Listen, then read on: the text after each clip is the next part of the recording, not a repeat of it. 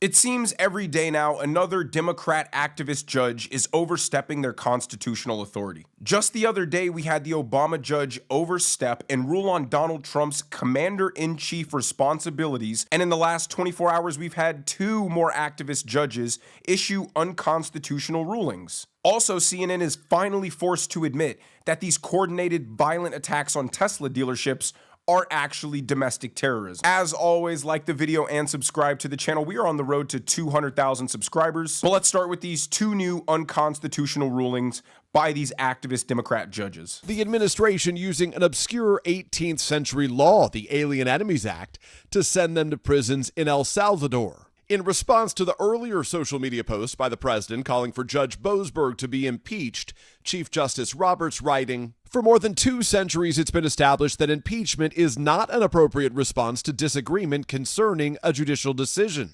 adding the appeals process exists for that purpose.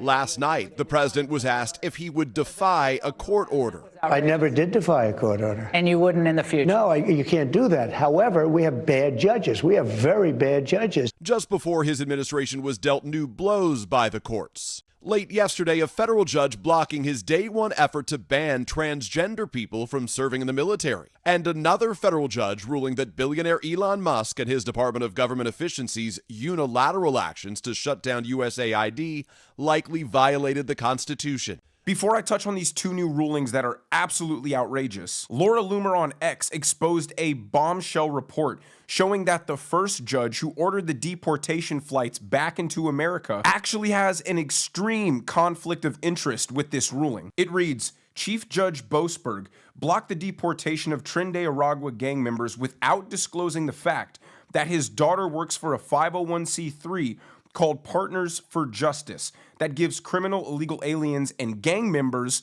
legal advice. It continues, the mass deportation of criminal illegal aliens and gang members could lead to a substantial reduction in urban crime rates, potentially decreasing the caseload for Partners for Justice, while also reducing gang-related incidents that may, in turn, diminish funding opportunities for Partners for Justice from U.S. government grants and private foundations. This nonprofit receives 76% of its funding from the U.S. government, so they have a vested interest in continuing this illegal immigration crime epidemic. So not only was it unconstitutional in that they were overstepping their judicial authority by trying to rule on a president's military commander-in-chief capacity, but there's clearly a conflict of interest here and potential ulterior motives for why the judge ruled this way.